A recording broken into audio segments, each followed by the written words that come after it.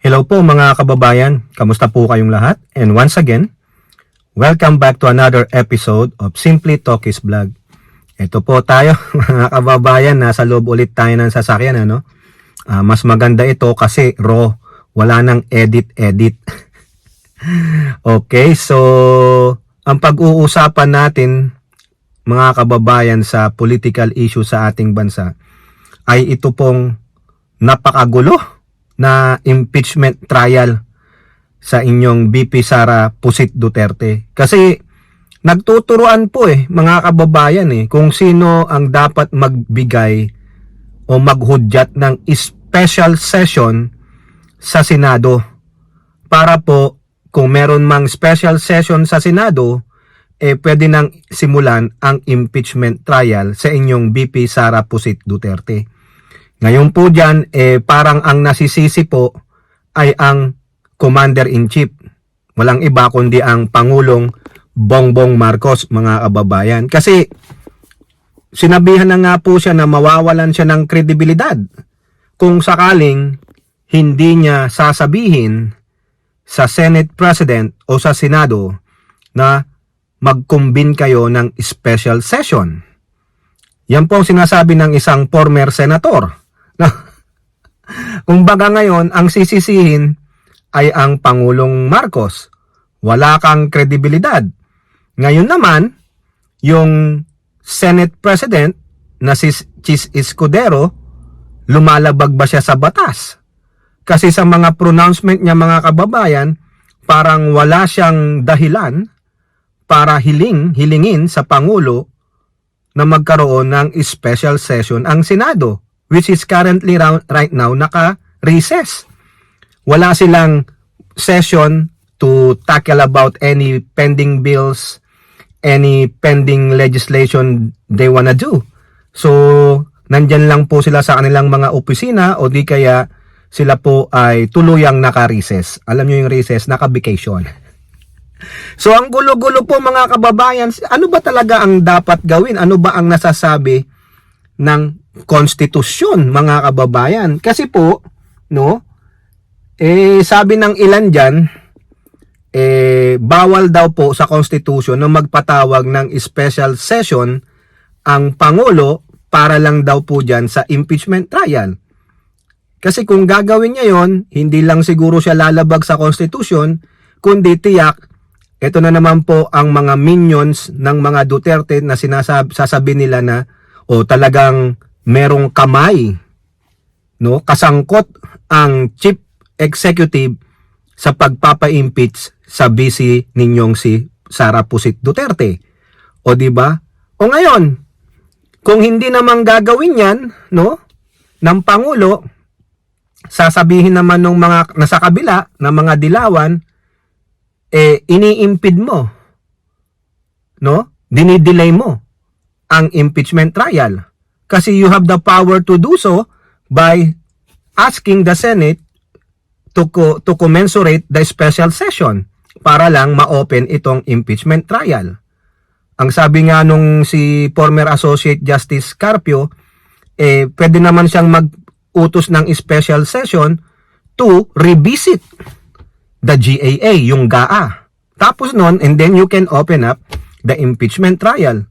Si Coco Pimentel naman, sabi niya, payag ako sa special session as long as na yung mga pending bills, yung mga pending trabaho na dapat itackle sa plenary ay gagawin natin and then we proceed to the impeachment trial. O di ba? Ang gulo, di ba? O ganun din si Dilima, ganun din si Kong Luistro, Kumbaga, para tayong naglalaro ng ping-pong Palo kay Chis Escudero, ibabalik niya sa Pangulo. Babalik ng Pangulo sa Senado. Bakit ganun mga kababayan? Bago tayong magpatuloy, special shout out po lahat sa inyo, sa mga OFWs, to the men and women in uniform, sa mga frontliners at mga guro. And may God bless our country. May God bless this president and his administration. And God save the Philippines from the hands of the evildoers, from the likes of Dutertes, their minions, and the anti-Marcoses. So yun po mga kababayan, kasi bakit? Kasi ang sabi ng Pangulo, if the Senate or the Senate President called me over the phone that he wants to open up a special session, then I will do so. So meaning, naghihintay ng hudyat ang Pangulo base sa kanyang pronouncement. Mga kababayan, binasa natin sa inyo yan, no, sa mga previous live stream natin. No? Ito, ulitin ko lang ha, para maliwanagan po kayo. Nandito po sa aking laptop, mga kababayan. Ha? Basahin lang natin talaga yung sinabi ng Pangulo. O ito po, quote, if the senators ask for it, meaning, pag tinawagan siya ng mga senador, especially the Senate President, asking for a special session, sure, I will do it. Iuutos ng Pangulo, iaalaw niya. But, if there's no such request, it means that they are busy with something else. They are not ready. So, ano ibig sabihin? Nag-aantay ang Pangulo sa mga senador, especially to the Senate President, na, come on, Mr. President, we want a special session. Majority of us, okay, we will do it. Pero ano po ang tugon ng ilang mga senador, lalo na si Joel Villanueva nung huling-huling nagsara ang kanilang plenary, yung recess na sila. Tuwang-tuwa nga sila na magre-recess sila, meaning most of them doesn't wanna do a session. A recess is a recess. Nilalabag ba nila ang konstitusyon? O tignan natin, Tignan natin. Okay, so naipasa na sa kanila yung impeachment case sa Senado, na i-forward na po sila, no? Ito ngayon ang banat ni Pimentel sa mga kapwa niya senador, no? Nilalabag ba ni Chis Escudero ang batas? Kasi sabi ni Chis Escudero, bawal 'yun. Bawal na hilingin ko sa Pangulo na mag-open ng special session para lang sa impeachment. Para lang sa impeachment. Hindi ka naman sa Escudero hihingi ng special session para lang sa impeachment. Ang sabi, you can ask for a special session to tackle some of your pending bills or whatever you're doing, and then you can proceed with the impeachment. May dahilan Di ba yung sabi nga ni Coco Pimentel, I will agree to the special session as long as matapos yung mga pending bills. And we can proceed to the impeachment trial kasi may precedents na. O di ba hindi naman mag-o-open ka lang ng special session to merely proceed with the impeachment. Kailangan may matinding dahilan. O ngayon, kung walang dahilan, ayaw ni Escudero. Nang sabi niya, against the law yun. It's against the law. O ngayon, kung against the law pala yun, ano naman tong sinasabi ng Article 11, dito po sa 1987 Constitution, Accountability of Public Officers, especially sa Section 3-4. Ito po, in case the verified complaint or resolution of impeachment is filed by at least 1/3 of the members of the House. Nangyari po yan. Na-verify yung complaint, may mga nag-yes na 240. That is more than 1/3 of the House members. So therefore, the impeachment is a yes to the HOR. Ngayon, sabi diyan, the same shall constitute the article of impeachment and trial by the Senate forthwith proceed. Ibig sabihin, nung forthwith, pag pumasa na sa House, ipinorward sa Senate, forthwith, kailangan, wag nyong i-delay. Immediate, mag-proceed. Immediately, mag-proceed. Diba? Siguro alam naman ni Escudero yan. Ang dinadahilan nila, naka-recess kami. No? So dito ba, nilalabag ni Escudero yung Constitution dito sa Section 3-4 ng Article 11? Ang sabi diyan, and trial by the Senate shall forthwith proceed. The word forthwith. Sinabi rin ni Coco Pimentel. Sinabi ni De Lima, ni Kong Luistro, forthwith, meaning immediately. Do not delay. Pero ang nangyari mga kababayan, ang sinasabi ni Escudero, it is against the law. Nahilingin ko sa Pangulo na mag-special session for merely the impeachment. Ayun ang sabi niya doon sa kanyang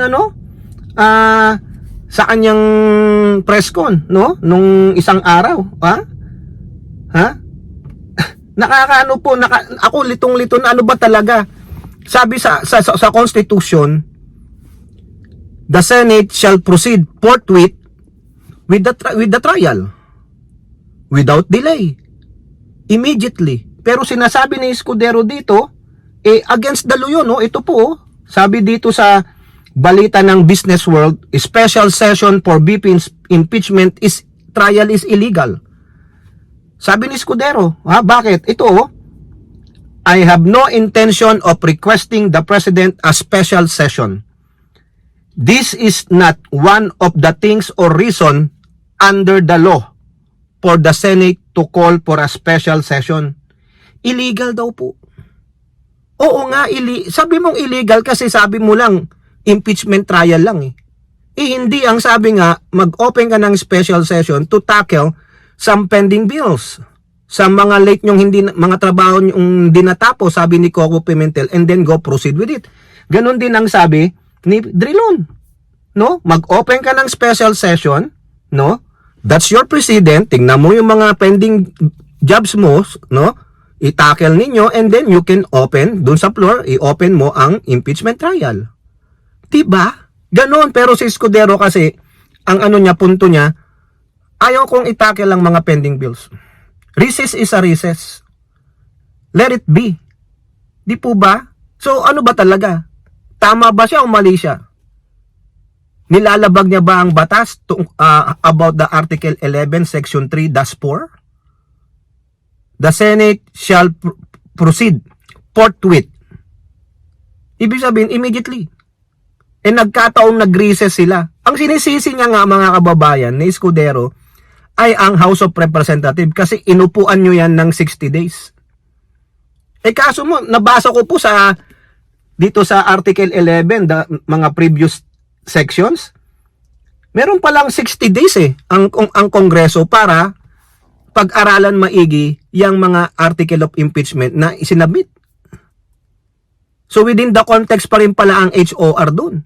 Pero sabi ni Escudero, inupuan nyo kasi, tapos tiniming nyo pang mag-recess, o paano kami makaka-action dyan?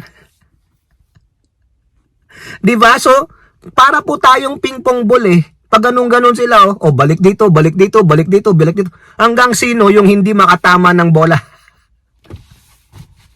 Ano ba talaga? Parang ang desisyon po ni Escudero, mga kababayan, ay magpro-proceed na lang ang impeachment trial after ng SONA ng Pangulo ngayong taon, July 21, 2025. Sinabi niya, after the SONA of the President. May mga bago na rin siguro na mga senador. Hindi natin alam kung sino ang mga senador na yan. Kasi base sa bagong labas na survey ng Pulse Asia, most of them sa 12, yung top 12, isa lang ang buboto ng yes to impeachment. The rest, wala na. Kampi na kay pusit. Kahit na ano pang ebidensyang ilabas ng mga prosecutors, they already set their mind to vote no to impeach Sara Duterte.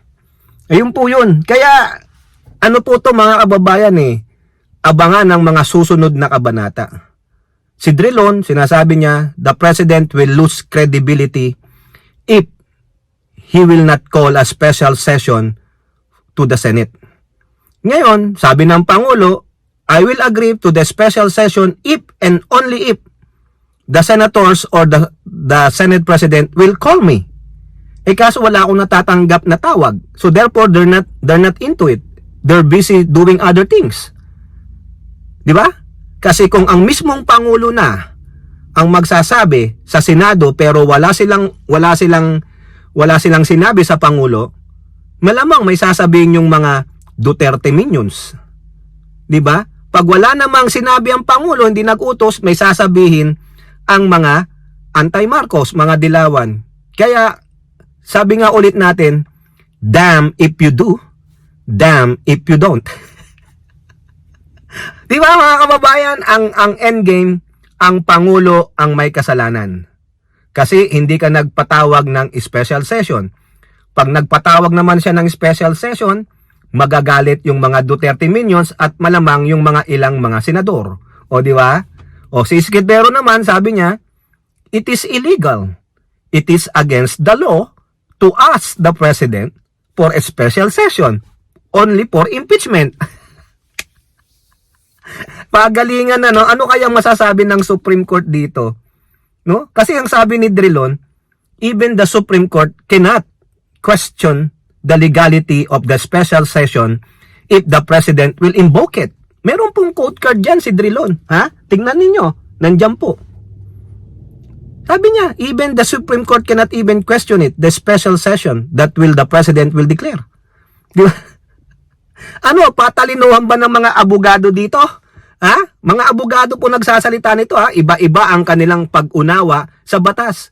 Si Chis Escudero, si Pimentel, si De Lima, si Luistro, si Carpio, ngayon si Drilon, o sino pa? Ha? Baka meron pang mga political expert na sasawsaw dyan. Ano ba talaga ang nararapat base sa pinag-uutos ng ating konstitusyon? Ang sa akin po, ang nababasa ko lamang, hindi naman tayo expert sa batas. Hindi rin tayo pwedeng mag-interpret ng batas. Only the Supreme Court can do so. Pero ayon po sa Article 11, Section 3-4, no, uulitin lang natin sa dulong-dulo. Pag may bilang na po sa House of Representatives ang impeachment case, nakuha nila ang 1/3 vote, no, na numero, ipapasa sa Senado at ang sabi dito, and trial by Senate shall forthwith proceed. The word forthwith, immediately, without delay. So baka iba ang interpretasyon ni Senate President Chis Escudero. Mind you, abogado din yan. Diba? Talagang gusto niya lang siguro, para sa aking opinion, talagang mag-recess sila. Take their time. And remember, impeachment, sabi nga ng PDP Laban, is a numbers game. The more Duterte allies they have the chances of winning. Siguro, malay natin si Escudero, di natin alam. Pero, so far, yung matitirang 12 senators, yung hindi mga re-electionist, hindi yung mga tapos ang term, isa lang ang boboto ng yes for impeachment. Oo, si Hontiveros lang. Ngayon, tingnan natin yung mga papasok pang 12. Kung marami dyan, allies ng Duterte, forget our yung ating gusto na matanggal si Pusit bilang vice presidente at ma-perpetual disqualification siya. However, kung hindi siya ma-impeach, may legal way pa rin. Kasuhan siya ng criminal case, particularly the graft and corruption, a violation of Republic Act, yung anti-graft and corrupt practices, which has a penalty of perpetual disqualification. May chance pa. Kasi ang perpetual disqualification, remember mga kababayan, sinabi na natin sa inyo yan.